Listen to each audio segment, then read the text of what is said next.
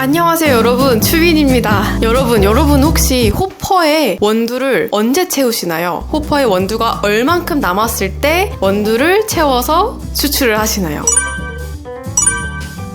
저 같은 경우에는 3분의 1 정도 남아있을 때 조금 더 채우는 편이거든요. 3분의 2 정도, 4분의 3 정도를 채웠을 때 마음의 안정을 느낍니다. 그 호퍼 안에 삼각형의 이렇게 원두를 좀 고르게 분배해주는 용도의 물체가 있어요. 그 물체가 보일랑 말랑하면 불안해집니다. 원두 채워야 되는데 분쇄도가 변하면 어떡하지? 불안해해요. 왜 그러면 우리는 호퍼를 가득 채워야 할까요? 사실 저는 가득 채우기 시작한 거는 처음 커피를 내리던 바리스타였을 때 호퍼에 원두를 가득 채워야 한다는 것을 배웠어요. 그때 처음 쓴 그라인더가 지금 저희 새로 구매한 지 얼마 안 된 메저 로버 S였는데요. 그때 원두의 양이 줄어들면 원두의 날의 그 하중이 가벼워지면서 원두가 튀기도 하고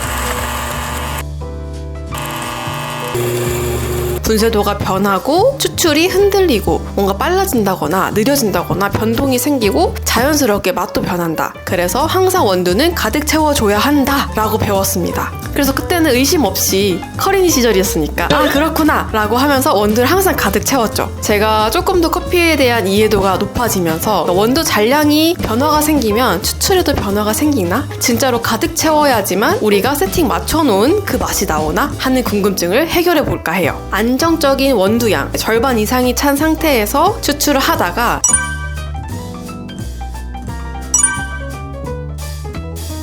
거의 없는 상태로 추출을 해볼 겁니다.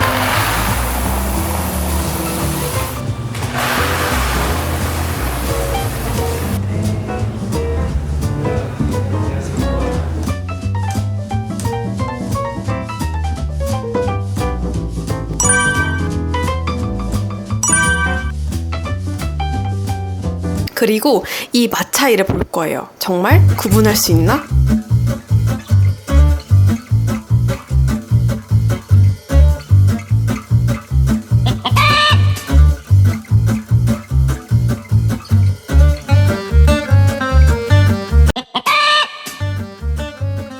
어떤가요? 좀 신기하지 않나요? 제가 이 실험으로 내린 결론은 플랫버의 경우에는 조금 더 덜 민감해도 되겠다. 코니컬버 같은 경우에는 절반 이상은 꼭 유지해줘야겠다 라는 게 저의 결론이었습니다. 암핌 같은 경우에는 비교적 안정적이었어요. 그런데 디테일한 실험을 좀 했었을 때 완전 호퍼를 다 비운 다음에 EK43처럼 갈고자 하는 원두의 양만 넣어서 분쇄를 하니까 차이가 좀 났었습니다.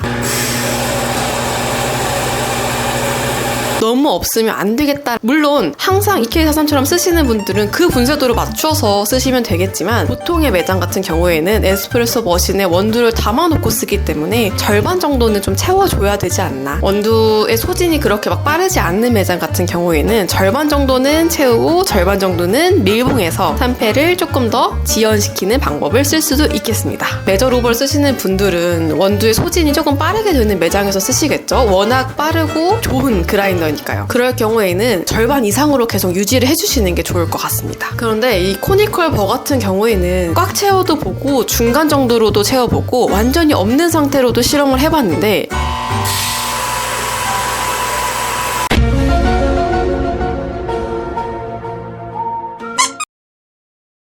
이럴 거라면 호퍼 내에 가득 채운 정도는 좀 유지를 해줘야 될 것 같다는 생각을 했어요. 암핀보다는 더 다양한 입자들이 나오는 그라인더의 특징을 가지고 있는데 조금 더 일정한 맛을 내기 위해서는 절반 이상은 채워주셔야 될 것 같아요. 자, 이제 우리는 호퍼 양의 절반 정도는 더 이상 민감하지 않기로 해요. 그런데 코니컬버를 쓰시는 분들은 플랫버를 쓰시는 분들보다는 민감하셔야 될 것 같습니다. 자, 호퍼 원두양 얼마나 채울지 좀 정리가 되셨나요? 정리가 되셨으면 좋겠습니다. 오늘 또 끝까지 봐주셔서 감사하고요. 재밌게 보셨다면, 유용하게 보셨다면 좋아요와 구독을 부탁드립니다.